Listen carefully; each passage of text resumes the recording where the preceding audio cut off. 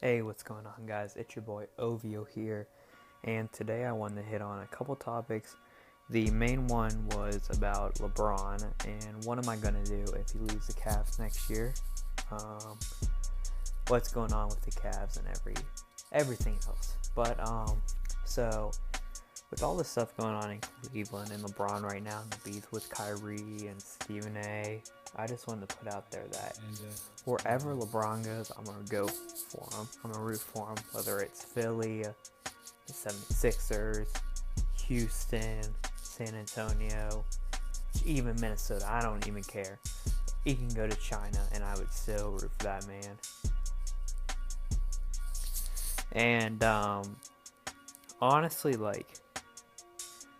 I know I'm going to get a lot of shit on for me rooting for him wherever he goes, but I mean, A, I'm a LeBron fan, and B, I mean, wherever he goes, that's the best team that has a chance to beat the Warriors, who this team could win the next 5 championships if LeBron was not in the league today. I mean, wherever he goes, he will automatically be the number one rival of the Warriors, whether it's the Lakers or the 76ers or even the Kings. They will automatically become the Warriors' closest contender, competition. That's how great he is. But today, I also want to talk about the stuff with Kyrie and the fact that I just saw Kyrie last week, and he had to say this at his camp after a question about Game 4 and about the finals. I know, he lied in front of 500 kids, almost hundreds of adults, me, coaches there, his former players from Duke and high school, that we'll be back. Now you want traded? And I didn't have a problem with that, but the fact that you had to call out LeBron saying you don't want to play with him anymore, why did you have to tell Gilbert that or anyone that? Just say you want traded. Say you're not happy with what's going on in Cleveland. I'd be fine with that. I mean, the way it's leaving right now, I wouldn't want to be there either, but the fact that Kyrie said that about LeBron, I mean, bro, you'll never play with another great as a player of LeBron James. You'll never be on Mount Rushmore like LeBron James is. To me, he's number one, but for a lot of people, he's on Mount Rushmore.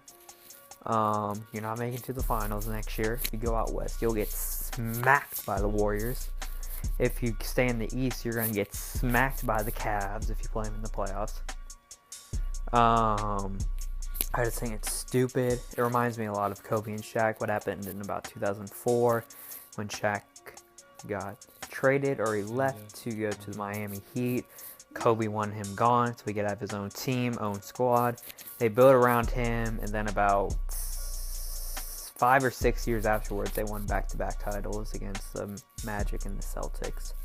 But I don't know. I feel like Kyrie feels like he has a Kobe mentality, and he feels like he's as good as Kobe, but you can't build a team around Kyrie. You look at other great point guards that are carrying their teams in the league so far. Westbrook with OKC, James Harden. Well, now they got Chris Paul, but last year, John Wall. That team is built around his finesse. Those are like the 3 big ones. You could also throw in Lillard, but he also has McCollum.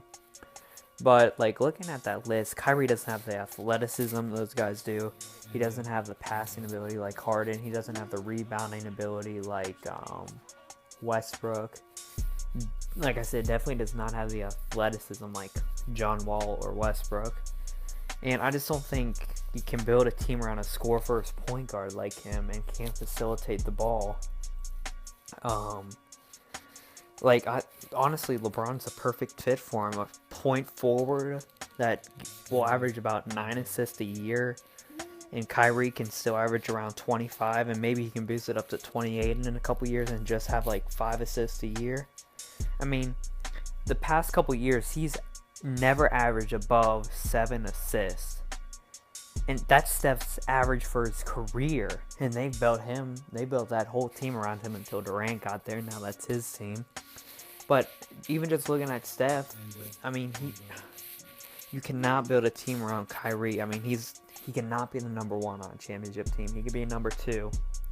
But this could honestly be the worst decision Kyrie would make of his career, and it could be a career-defining decision by him that would change his career, and as we know, for the rest of NBA. I mean, with LeBron, you will go to the finals every single year, as we know it. They stay in the East together. You always have a chance to win the championship. I think most Cavs fans, and even I thought, like, as long as we had Kyrie and LeBron, we always had a chance to win it. And it just like that, man. I don't know why Kyrie would do this. I mean, and what's really funny is that the teams he wants to go to, two of them were the Timberwolves and the Spurs. Kyrie, you're not going to be a star player on the Spurs. They already have Kawhi Leonard, in my opinion, the third best player in the league. You're not going to be the star player on Minnesota. They have someone known as Karl Anthony Towns, who averaged 25 and 12 last year in just his second year.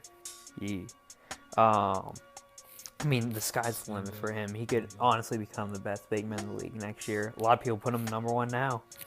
I think Boogie's still a tiny bit better, but he's definitely the future. I think the Timberwolves are the future. I mean, Jimmy Butler, Wiggins, and Towns, that's a big three to work with.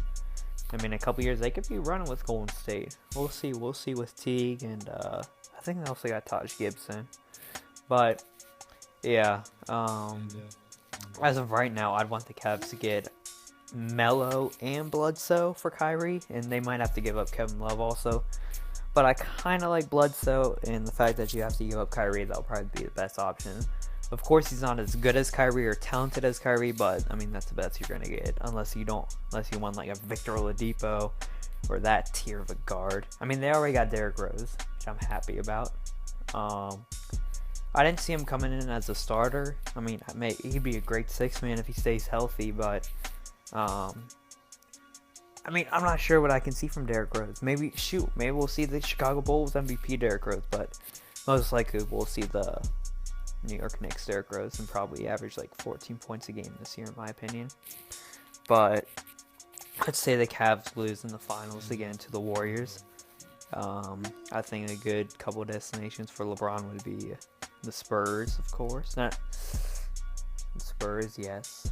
The Lakers with Lonzo, depending on how his year goes. And if Paul George does go there or wants to go there, maybe someone else like a Boogie or a Westbrook. The 76ers, if they all stay healthy and they can sneak into the playoffs this year, I put LeBron on that team with Simmons, Fultz, and Embiid.